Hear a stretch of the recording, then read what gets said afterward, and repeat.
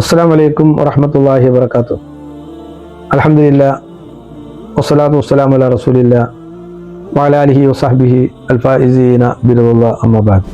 പ്രിയപ്പെട്ടവരെ, മുഹമ്മദ് റസൂലുള്ളാഹി സ്വല്ലല്ലാഹു അലൈഹി വസല്ലം തങ്ങളുടെ ജന്മം കൊണ്ട് അനുഗ്രഹീതമായ റബീഉൽ അവ്വലിൻ്റെ ആ പുണ്യ വസന്തത്തിൻ്റെ മാസത്തിലാണ് ബഹുമാനപ്പെട്ട ശൈഖുന അത്തിബൽ ഉസ്താദ് റബീഉൽ അവ്വൽ മാസം വന്നാൽ ഒരു വലിയൊരു സന്തോഷത്തിലായിരിക്കും. മനസ്സിലും മുഖത്തും ശരീരഭാഷയിലും എല്ലാം ഭയങ്കര ആഹ്ലാദവും ഭയങ്കര സന്തോഷമായിരിക്കും ഉസ്താദിന് ഉണ്ടാകാറുള്ളത്. റബീഉൽ അവ്വൽ ഇങ്ങോട്ട് വന്നാൽ അത് അന്ന് യു എയിലൊക്കെ ആകുമ്പോൾ, കാരണം ഞാൻ പറയുന്നത് യു എയിലാണ് ഒരുപാട് കാലം ഉണ്ടായിരുന്നത്. അപ്പം അന്ന് എല്ലാവരോടും പറയും, നാട്ടിലേക്ക് വിളിച്ചിട്ട് എല്ലാവരും വീട്ടിൽ ഒരു മൗലിദ് ഓതണം, അത് ഒരു ഹദീസ് മൗലിദെങ്കിലും എല്ലാവരോടും ഓതാൻ പറയും. വീട്ടിലുണ്ടാകുമ്പോഴും അങ്ങനെ തന്നെ, നാട്ടിലുണ്ടാകുമ്പോൾ എല്ലാവരും എന്ത് ചെയ്യും, ഒരു ഹദീസ് മൗലിദെങ്കിലും ഓതാൻ പറയും. വീട്ടിലെല്ലാവരെയും വിളിച്ചു കിട്ടും മൗലിദ് ഓതാൻ. ഭയങ്കര രസകരമായിട്ടാണ് ആ മൗലിദിൻ്റെ ഈ റെഡിയൊക്കെ. ഭയങ്കര രസമായിരിക്കും ഉപ്പാനെ കൂടെ മൗലിദ് ഓതുമ്പോൾ തന്നെ. എന്നിട്ട് എല്ലാവർക്കും ചീരിന് കൊടുക്കാനും പറയും. എല്ലാവർക്കും എന്ത് ചെയ്യും, എന്തെങ്കിലും ഒരു ചീരിന് ഉണ്ടാക്കാൻ പറയും. അങ്ങനെ ഒരു റബീഉൽ അവ്വൽ അതുകൊണ്ട് CH സെൻ്റർ തിരുവനന്തപുരത്ത് ഇപ്പോൾ ക്യാൻസറായിട്ട് CH സെൻ്റർ എടുക്കുക. അപ്പോൾ അവിടെ പള്ളിയിൽ ഉസ്താദ് ഈ CH സെൻ്ററിൻ്റെ പള്ളിയിൽ മൗലിദ് ഓതാൻ തുടങ്ങി. അങ്ങനെ അവിടെ ഓഫീസിലുള്ളൊരു പയ്യന് ബഹുമാനപ്പെട്ട ET മുഹമ്മദ് ബഷീർ സാഹിബാണ് അതിൻ്റെ ആള്. അവർക്ക് വിളിച്ചോ നിങ്ങൾ ഉസ്താദ് ഇവിടെ മൗലിദൊക്കെ ഓതുന്നുണ്ട്. അപ്പോൾ അന്ന് ബഷീർ സാഹിബ് പറഞ്ഞത്, ഉസ്താദ് എന്തെങ്കിലും ചെയ്യട്ടെ, ഉസ്താദ് മൗലിദ് ഓതാണെങ്കിൽ ഓതട്ടെ, നിങ്ങൾ അതിനുള്ള എല്ലാ സൗകര്യവും ചെയ്ത് കൊടുക്കണം. അപ്പോൾ ഉസ്താദ് ഞാൻ പറഞ്ഞു, ഉസ്താദ് ഇവിടെ ആയാലും റബീഉൽ അവ്വൽ മാസമായാലും ഒരു ഹദീസെങ്കിലും മൗലിദ് എന്നൊരു സ്വഭാവം ഉണ്ടായിരുന്നു. അത് നാട്ടിലാകുമ്പോൾ എവിടുന്നും അങ്ങനെ തന്നെയായിരുന്നു. അത് ഓതാൻ എല്ലാവരോടും കൽപ്പിക്കുകയും ചെയ്യായിരുന്നു, എല്ലാവരും വീട്ടിലും മൗലിദ് ഓതണമെന്ന്. അതുപോലെ ആ മൗലിദിൻ്റെ സദസ്സിൽ ഉസ്താദ് ഗൾഫിലാകുമ്പോഴും നാട്ടിലാകുമ്പോഴൊക്കെ പിന്നെ ചെയ്തിരുന്നു എന്തെങ്കിലും ഒരു മുസ്തഫ നബി സല്ലല്ലാഹു അലൈഹി വസല്ലം തങ്ങളെ എന്തെങ്കിലും ഒരു സംഭവം പറയും.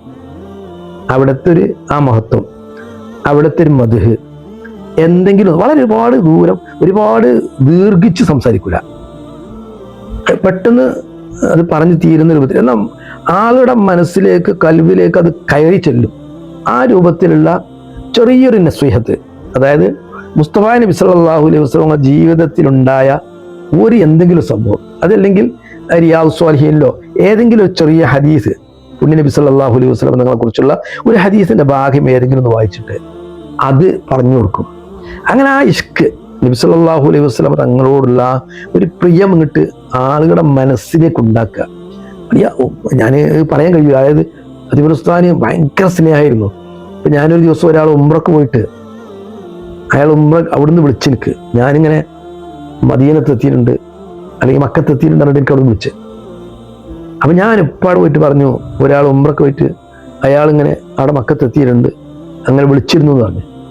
അപ്പം എന്നോട് എന്താ പറഞ്ഞ്, മക്ക എന്ന് പറയരുത്, മക്ക എന്ന് പറയരുത്, അത് നബി സല്ലല്ലാഹു അലൈഹി വസല്ലം ജന്മം കൊണ്ട നാടാ, മക്കത്തുൽ മുക്കറമ എന്ന് പറയണം. എന്നിട്ട് പറഞ്ഞു, മുസ്തഫ നബി സല്ലല്ലാഹു അലൈഹി വസല്ലം നിങ്ങൾ അന്ത്യറങ്ങുന്ന സ്ഥലമാണ് മദീന, ആ മദീനയെ കുറിച്ച് വെറും മദീന എന്ന് പറയരുത്, മദീനത്തുൽ മുനവ്വറ എന്ന് പറയണം, അല്ലെങ്കിൽ മദീന ഷരീഫ് എന്ന് പറയണം.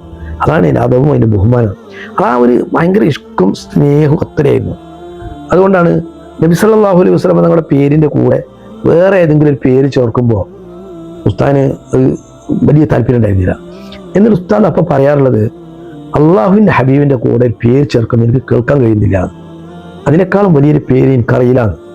അങ്ങനെയാണെന്ന് സാധാരണ പറയാറുണ്ടായിരുന്നത്. അതൊക്കെ ആ ഒരു നബി സല്ലല്ലാഹു അലൈഹി വസല്ലം തങ്ങളോടുള്ള ഒരു ഇഷ്കിൻ്റെ ആ ഒരു സ്നേഹത്തിൻ്റെ ഭാഗമായിരുന്നു. ജീവിതത്തിൽ മുഴുവനും എങ്ങനെയാണ് റസൂലുള്ളാഹി സ്വല്ലല്ലാഹു അലൈഹി വസല്ലം തങ്ങൾ ജീവിച്ചത് അങ്ങനെ ജീവിക്കാനാണ് ശ്രമിച്ചത്. എല്ലാ വിഷയത്തിലും, അതിന് ഭാഗത്ത് മാത്രം എല്ലാ വിഷയത്തിലും ആ വിഷയം ചെയ്യുമ്പോൾ അത് മുസ്തഫ നബി സല്ലല്ലാഹു അലൈഹി വസല്ലം ഇഷ്ടപ്പെടുമോ ഇല്ലേ എന്ന് നോക്കും. ഇഷ്ടപ്പെടൂല്ലെങ്കിൽ ഒരിക്കലും ആ വിഷയം ചെയ്യൂല. ഇഷ്ടപ്പെടുന്നുണ്ടെങ്കിൽ എത്ര പ്രയാസപ്പെട്ടാണെങ്കിലും ആ വിഷയം ചെയ്യും.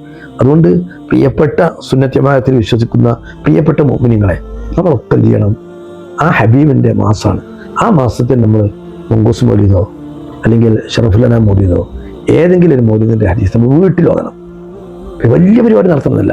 വലിയ പരിപാടി നടത്താൻ പറ്റുകയാണെങ്കിൽ വലിയ പരിപാടി നടത്താം. എല്ലാവരും വിളിച്ച് മൗലിദൊക്കെ ഓതി ഭക്ഷണമൊക്കെ കൊടുത്ത് നല്ലൊരു പരിപാടിയൊക്കെ നടത്താൻ പറ്റുന്നവർക്ക് നടത്താം.